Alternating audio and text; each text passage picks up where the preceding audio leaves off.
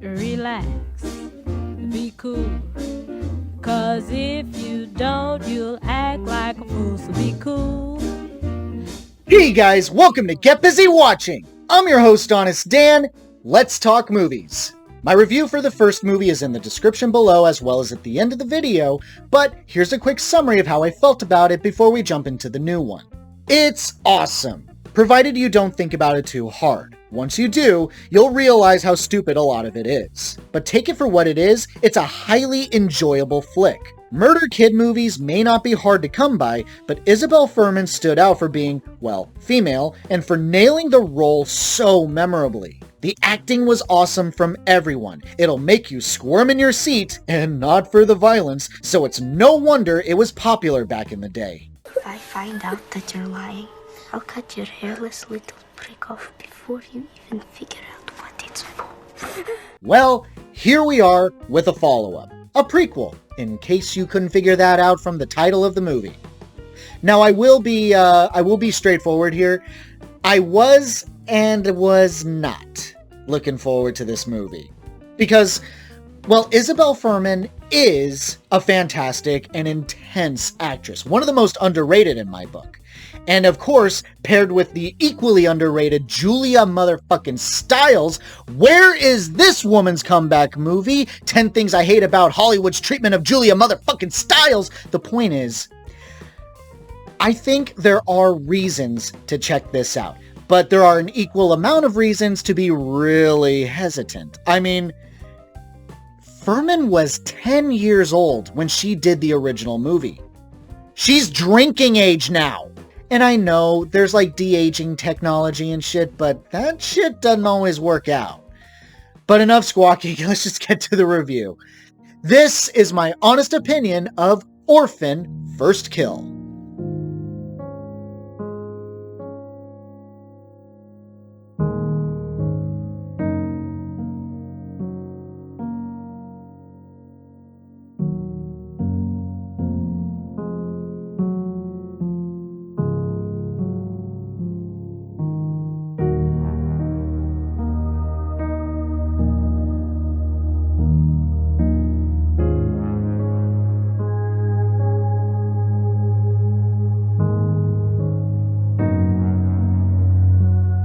Set 2 years before the events of the first film, Lena Klammer, reprised by Isabelle Fuhrman, is an Estonian mental patient who manages to escape her confinement. She assumes the identity of a missing girl named Esther Albright, who looks very similar to her and pretends to be found. Having been picked up by her mother Tricia, played by Julia Stiles, and taken back to her family, things seem to be relatively normal as Lena adjusts to her new identity. But when she discovers that her identity is in jeopardy, she quickly learns that things aren't as simple as they appear.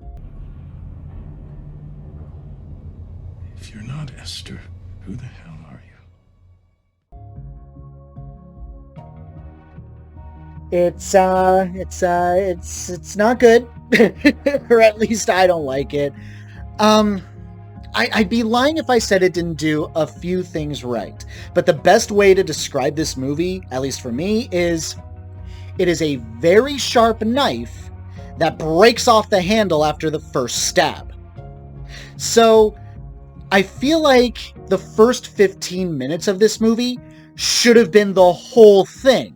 Because it is peak perfection for Esther. It takes place entirely in the Sarna Institute where she was locked up. We open on Esther's new psychiatrist who walks in on the most dangerous patient escaping. For the psychiatrist's safety, they lock her in the cafeteria or whatever that room was, and who's there to greet her? Esther, just nonchalantly sitting there doodling. I genuinely couldn't tell if this is bad writing that she would just be sitting there, or if she was simply toying with the doctors and orderlies. But it's still a very Esther introduction. Though I'm chalking it up to bad writing because Dr. Discount Loomis does explicitly say that Lena is desperate to be free. She struggled so hard against her restraints. It was a lesson for all of us on the depths of her will to be free. But fine. Whatever. It's not like the original was free of dumb shit, but you forgave it for what it was. If we can do it there, we can certainly do it here. And it's not like we don't get some really fun shit to see here. After that, we see how messed up she really is, how she manipulates another patient into a frenzy at her command. My only criticism is this: if I was writing it, I would have made it so that this was the first time Esther knew she could do this, and have that knowledge proverbially at her hip, ready to exploit when need be. Because that's exactly what happens later. But she exploits that crazy girl right in front of everyone. By that point, you'd think they keep her and Esther far away from each other. But I digress. Then we get a scene where she seduces a security guard who you can tell has certain, proclivities that she obviously leans on. You're nasty. And then she kills him.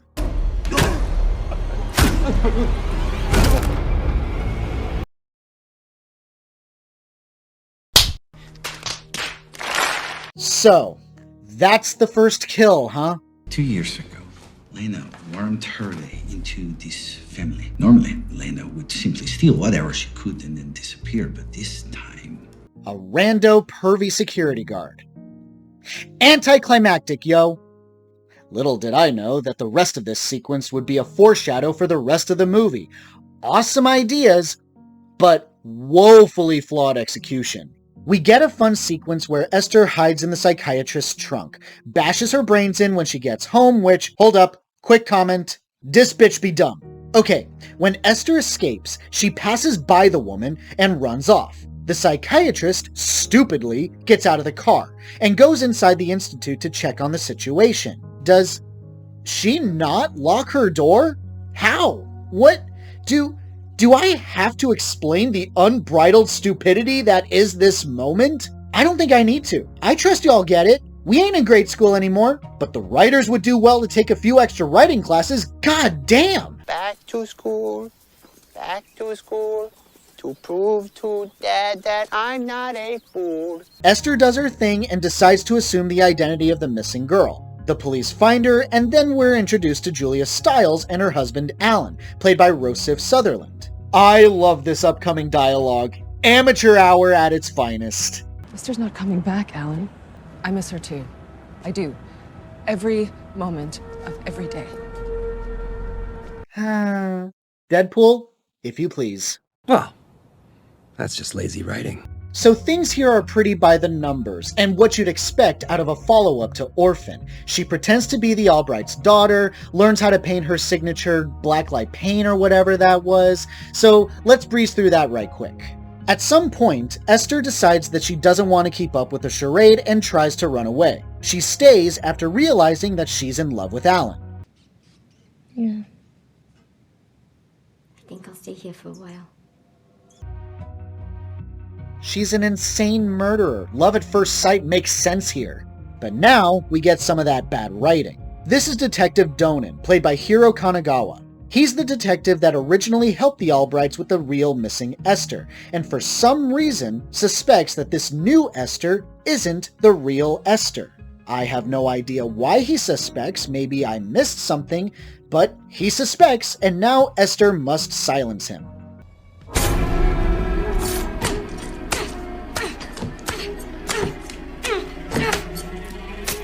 So it's kind of impossible to talk about the negatives without spoiling a few things. I promise I won't give everything away, but mild spoilers ahead. To avoid that completely, jump to this time code. Otherwise, you've been warned.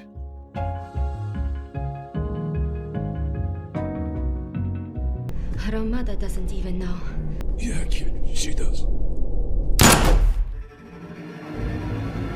Julia Stiles knew all along that this Esther was not her Esther. She knew it all along. How and why she knew that, I'm not going to spoil, but I can talk plenty about how this reveal makes me perceive the rest of the movie. It was a great twist. Legitimately did not see that coming. But the ball is dropped not long after. Here's where the movie loses me. Stiles knew Esther isn't her real daughter, but they come to an agreement to keep up with the charade for the sake of Alan, who does not know. Threatening to turn her in, even if that means bad things will happen to her, it's deeper spoiler shit. Just go with it. Bad stuff will happen to Julia Stiles too. But this is what I couldn't get on board with. Esther is now somewhat framed as the victim and is constantly put in a situation where she's the one who has to adapt rather than shifting the flow of events herself. A bit exaggerating, but the whole appeal of her character in the original was how in control she was. To see her not be so, when we've seen her clearly be that methodical, it makes her look pathetic. And to be outdone by an upper middle class family woman just feels wrong. And if you think that I'm gonna let some psycho dwarf destroy what I have built, you're mistaken. And if that wasn't weird enough, Esther is almost framed as sympathetic. Like, we should feel sorry for her and want to see her get out of this situation. It's the same feeling I had when I saw Don't Breathe 2, where they try to make a kidnapper and rapist a borderline good guy in the sequel. It didn't work then, and it doesn't work here. Maybe this would work better if the whole first kill moniker was reserved for the death of this family. Consider, what if in all her time in the Institute she never killed anyone, but certainly caused harm? The whole point of Esther is that she's seeking love, and what better way to trigger her inner homicidal tendencies than when Julia Stiles says this glorious line when she learns that Esther has the hots for Alan. Well, if you'll excuse me, I'm gonna go upstairs and fuck my husband. That's the line that should have sent her over the edge. That's when she should have been put on the path to her first kill. But that load was blown early on, and those deaths were pretty unimportant characters. What a waste, if you ask me. Surprise, I'm not your daughter, I'm a mutant grifter. He would be as repulsed by you as I suspect most men are. Speaking of Stiles, make no mistake, a psycho version of her is something I didn't realize I wanted in my life. And I want that again, but just not here. Not in this movie. I know someone's bound to say it's a prequel. Esther's not as efficient at manipulating yet. But again, we're shown that she does know what she's doing. In the Institute, she was quite proficient at getting out and having her bases covered should she encounter a hitch. Clearly, she's experienced in mind games. And it's not like Esther learns anything from Trisha. Like, there's no behavior that she takes from her to be more seductive or learns how to keep secrets better, nothing of that sort. This is all I ever do anymore, by the way. Clean up after my kids. Don't worry about it. Mommy will take care of it. Mommy takes care of everything.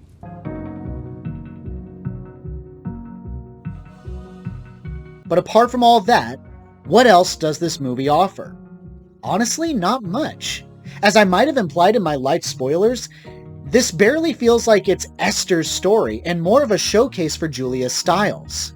She absolutely steals the show, but Fuhrman spends most of the movie giving an angry look when shit goes down, so it doesn't feel like she's really acting or given anything that might challenge her. It's only a glorious return to her most iconic character if her character is anything like she had been portrayed in the past, and that's not what I think we get here. By no means is it a bad performance, but the opening in the Institute was where it was at its best, and never achieves that high again.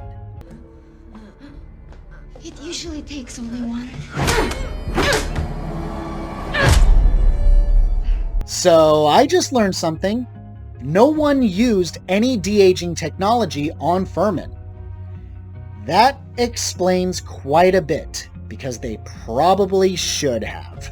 I'm not sitting here being a dick and calling her old now. She is a beautiful young woman, but the key word there is woman. She grew up, and it shows. Gone are her residual baby fat cheeks, which are so important for a childlike appearance, but that's not what she looks like now. Despite her pigtails and ribbons, it doesn't hide her mature appearance, and I never adjusted to it, and was distracted as all hell throughout the entire movie. I'm sorry, Come on, let's go. I genuinely don't know if this is a disappointing experience or not. On the one hand, horror films as of late, their prequels have a weird tendency to be better than their originals.